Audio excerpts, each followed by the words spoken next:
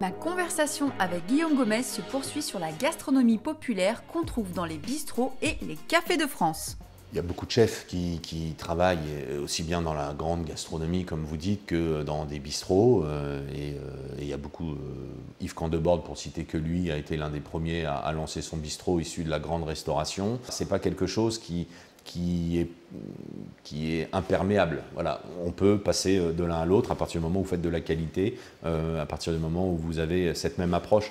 Je connais plein de chefs de bistrot qui ont la même approche philosophique, en tout cas, que les grands chefs 3 étoiles. C'est-à-dire que meilleurs produits, meilleures recherches, dans bien sûr la possibilité qui est la leur. Donc ils ne vont pas faire du turbo à X euros le kilo s'ils ne peuvent pas le mettre dans leur plat. Mais par contre, ils auront la même ambition avec des poissons moins connus, d'une autre pêche. Donc une fois de plus, la philosophie de bien faire ne dépend pas de à combien vous allez vendre votre plat. Ça, c'est la première des choses. En ce qui concerne le classement, c'est un classement qui a été initié par les maîtres restaurateurs. Il faut leur rendre, Alain Fontaine notamment, le président des maîtres restaurateurs, qui a eu cette idée. Moi, tout ce qui valorise la gastronomie française, tout ce qui valorise le monde de la gastronomie et de l'alimentation, j'en suis très heureux et ils auront mon soutien comme ils l'ont déjà depuis longtemps. Après, il faut avant tout bien définir ce que l'on souhaite classer et, une fois de plus, bien faire comprendre à celles et ceux qui seront en recherche de ce classement, de bien caler un cahier des charges, tout simplement. Aujourd'hui, on a défini ce qu'était une boulangerie. Ne peut pas s'appeler boulangerie un lieu qui vend du pain si le pain n'est pas pétri, façonné et cuit sur place. C'est très clair. Ce n'est pas le cas aujourd'hui d'un bistrot, ce n'est pas le cas aujourd'hui d'un restaurant. Qu'est-ce qu'un bistrot? Avant de faire reconnaître ce qu'est un bistrot, il va falloir que les patrons de bistrot définissent ce qu'est un bistrot. Ce qui est indissociable de la gastronomie, c'est la qualité. On ne peut quand même pas se couper de l'argument économique quand il y a des produits comme notamment les produits italiens, le Prosecco ou la mozzarella qui concurrencent directement les champagnes ou les fromages. Est-ce qu'on doit rendre plus accessibles les produits français ou au contraire cultiver cette excellence? L'un et l'autre. C'est-à-dire que je ne vais pas vous faire de la démagogie. Un champagne, ça doit rester un champagne. Un champagne, ce n'est pas un vin mousseux quelconque. Il y a dans la gastronomie française, heureusement, d'autres pétillants que le champagne, qui sont de très bonne qualité. Alors, ce n'est pas faire une concurrence, celui-ci est meilleur, celui-ci est moins cher. Ce n'est pas le prix qui fait le plaisir. Une fois de plus, c'est quand vous définissez un prix, votre prix doit être en adéquation avec le travail qui est fait, avec les produits bien sûr qui sont mis dedans et avec les moyens qui sont donnés. Voilà, si vous vendez un produit à un certain prix, il doit mériter ce prix-là. Et ce qui est vrai, à partir du moment où le prix est en accord avec la qualité et trouve sa clientèle, il n'y a pas de sujet. Le sujet, ce n'est pas le prix. Souvent, le sujet, c'est la qualité. C'est-à-dire que les gens, quand ils se font avoir, ce n'est pas parce qu'ils ont payé trop cher, c'est parce que c'était pas bon. Voilà, sinon il n'y a pas de sujet, sinon on ne vendrait pas des grandes bouteilles de vin, sinon nous ne vendrions pas des grands menus dans les restaurants. Je ne pense pas que le curseur prix soit le problème. Ça devient le problème à partir du moment où la qualité n'est pas là, à partir du moment où il y a du vol dans la quantité. Et vous parlez avec les produits étrangers que vous avez cités, il y a des fromages en France qui sont bon marché pour le quotidien, alors qu'ils ne sont pas forcément dans les appellations, qui sont ou des plus petites appellations, ou moins connues, ou avec moins d'intermédiaires, ainsi de suite, ainsi de suite. Donc ça, je pense que c'est le faux problème. D'avoir fait croire aux gens que la qualité, ça avait un certain prix, non. La qualité, ça a un coût. Et donc le prix en dépend. Voilà. Mais après, bien sûr, ça dépend et du travail et du temps que l'artisan y aura passé. Un boulanger, tous les pains ne sont pas au même prix. Pourquoi tous les pains ne sont pas au même prix?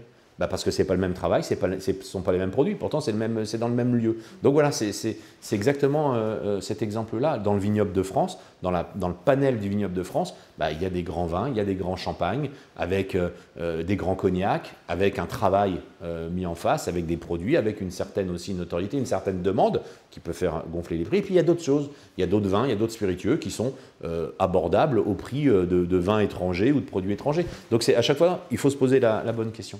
Est-ce qu'il y a un manque de communication sur les produits français plus accessibles que le luxe alimentaire qu'on connaît avec les champagnes, les poissons nobles, les produits nobles?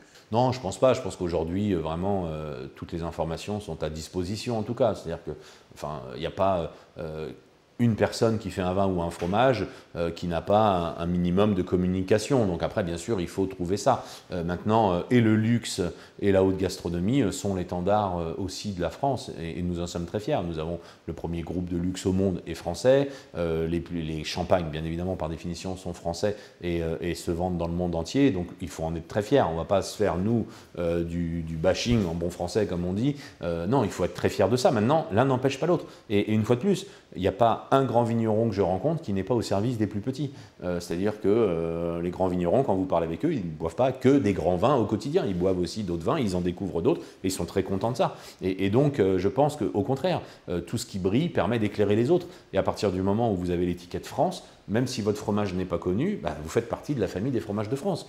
Quand vous faites un champagne, même si vous ne faites pas partie des grandes marques ou des grandes maisons de champagne, vous faites partie des champagnes de France. Donc au contraire, je pense que c'est un atout pour tous nos producteurs de France, pour tous nos artisans de France, et non pas un aspect à être à jalouser celles et ceux qui sont plus connus ou plus reconnus, mais tout simplement se dire, grâce à eux, une partie de mon travail, une partie en tout cas, et l'origine du pays dans lequel je travaille, est connue et reconnue. Non, ce n'est pas une question de jalousie, c'est vraiment une question d'éducation et de formation parce que la gastronomie est devenue une façon d'exprimer notre identité. Et les gens s'arrêtent à l'image, à la notoriété. Est-ce que vous pensez vraiment qu'ils ont le goût? Ça, c'est un autre grand sujet, l'éducation au goût.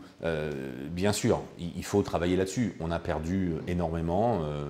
La preuve en est, c'est un sujet très sérieux. 18% des moins de 21 ans sont obèses en France. Ça nous coûte près de 40 milliards d'euros à la sécurité sociale. Ce sont les chiffres de l'Open Agri-Food. Moins de 21 ans, ce sont des chiffres que l'on compare avec les États-Unis, 30% aux États-Unis. Donc bien évidemment, à partir du moment où on s'alimente mal, on perd le goût et on perd la reconnaissance de toutes celles et ceux qui font un travail de qualité et qui ne vendent pas leurs produits tout simplement parce que ce n'est pas en adéquation avec ce que veulent manger les gens aujourd'hui. Maintenant, est-ce que c'est le chemin qu'il faut prendre? Je ne le pense pas. Bien évidemment, on y travaille. Nous sommes très nombreux à travailler sur ces sujets-là, d'éducation au goût, pour aller vers une meilleure alimentation. Quand on dit meilleure alimentation, c'est une alimentation plus engagée en termes de santé, bien sûr, en termes de société, en termes d'environnement. Donc tout ça doit changer, tout ça est en train de changer, mais ce n'est pas ni les restaurateurs, ni la restauration collective, ni le consommateur, ni la grande distribution, ni l'agroalimentaire. C'est tout le monde. Tout le monde doit prendre conscience de ça et doit faire évoluer les choses. À quel moment, quand vous êtes un restaurateur, vous décidez pour les menus enfants de faire toujours des nuggets pâtes sous prétexte qu'ils aiment, ou steak haché frites? Bon, à quel moment vous n'allez pas faire votre rôle d'éducateur à l'alimentation de la plus jeune clientèle?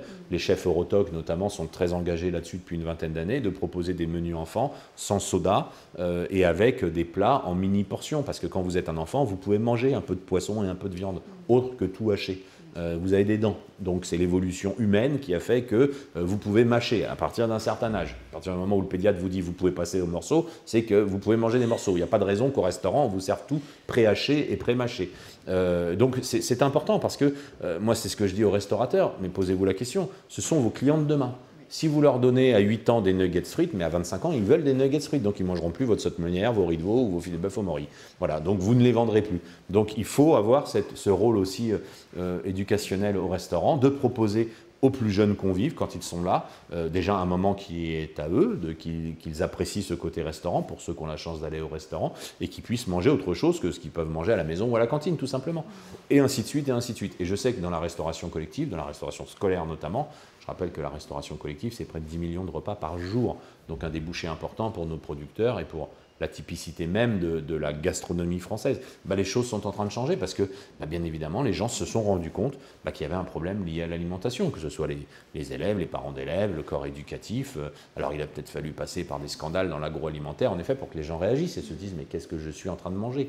Qu'est-ce que l'on essaye de me faire manger ?» Mais tout ça n'est bien sûr possible qu'à partir du moment où il y a une prise de conscience globale.